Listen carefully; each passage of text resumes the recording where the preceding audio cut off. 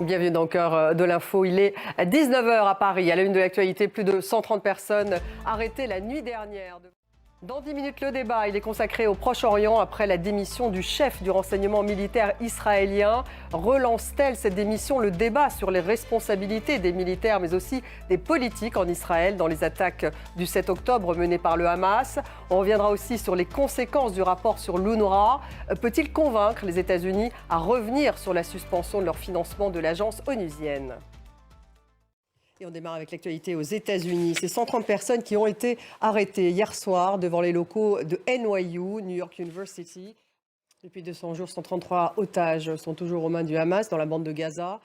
Plusieurs positions du Hamas dans le sud de l'enclave.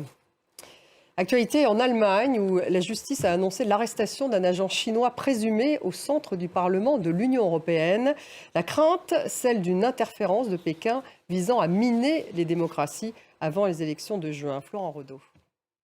Au Royaume-Uni, le Parlement a approuvé hier soir le projet de loi permettant l'expulsion de demandeurs d'asile entrés illégalement dans le pays vers le Rwanda.